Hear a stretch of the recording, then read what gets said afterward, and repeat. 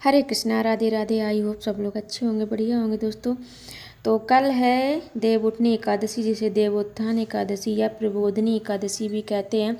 कुछ लोग कल ही इसका व्रत कर रहे हैं तो कुछ लोग परसों, 2 दिन है।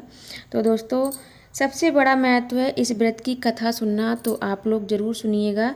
तो दोस्तों, सुनते हैं देवउठनी एकादशी की व्रत कथा। भगवान श्री कृष्ण बोले, कार्तिक माह के शुक्ल पक्ष में तुलसी विवाह के दिन आने वाली इस एकादशी को विष्णु प्रबोधिनी एकादशी या देव प्रबोधिनी एकादशी, देवोत्थान और देवउठनी एकादशी के नाम से भी जाना जाता है। यह एकादशी बड़े बड़े पाप नाश करने वाली है। इसका महत्व मैं तुमसे कहता हूँ। देवोत्थान की एकादशी की व्रत कथा अब आप लोग सुनिएगा।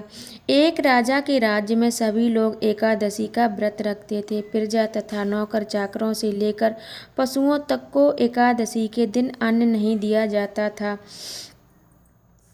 एक दिन किसी दूसरे राज्य का एक व्यक्ति राजा के पास आकर बोला, महाराज कृपा करके मुझे नौकरी पर रख लें। तब राजा ने उसके सामने एक शर्त रखी कि ठीक है, रख लेते हैं, किंतु रोज तो तुम्हें खाने को सब कुछ मिलेगा, पर एकादशी को अन्न नहीं मिलेगा। उस व्यक्ति ने उस समय हाँ कर ली, पर एकादशी के दिन जब उसे फलाहार का सामान दिया गया तो वह राजा के सामने जाकर गिड़गिड़ाने लगा, महाराज इससे मेरा पेट नहीं भरेगा, मैं भूखा ही मर जाऊंगा, मुझे अन्न दे दो। राजा ने उस शर्त की बात याद दिलाई जब वह नौकरी पर आया था और अन्न छोड़ने को तैयार नहीं हुआ। तब राजा ने उसे आटा दाल चावल दिया।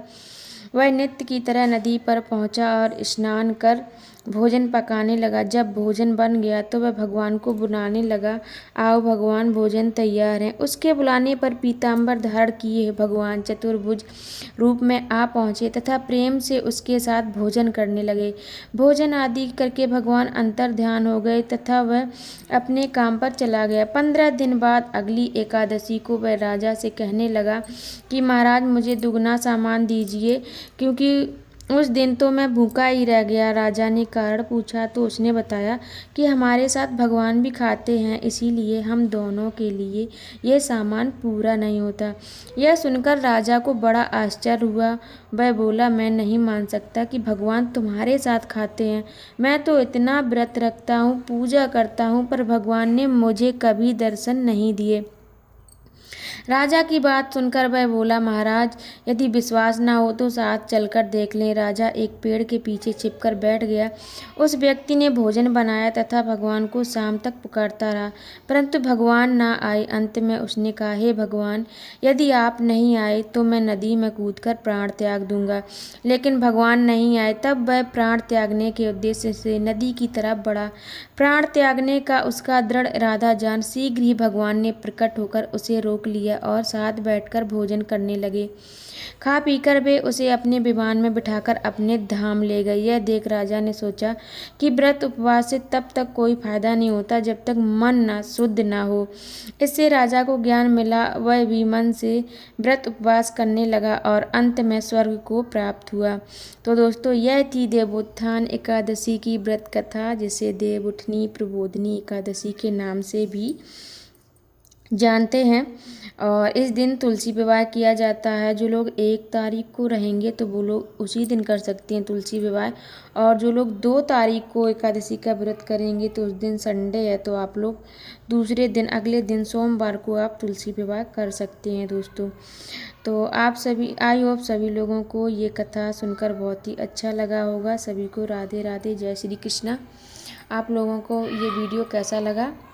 तो कल या परसों दोनों दिन ही एकादशी मनाई जाएगी देवउठनी। 4 महीने की योग निद्रा में से देव जागेंगे। कल ही देव को जगाया जाएगा। तो आप सभी को देवउठनी एकादशी की बहुत बहुत शुभकामनाएं दोस्तों।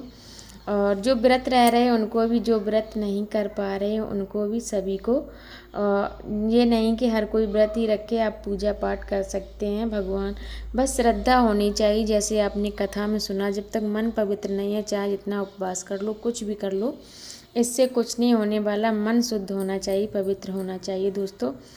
तो ये थी देवोत्थान की कथा। सभी को राधे राधे। आगे फिर मिलेंगे, तब तक के लिए राधे।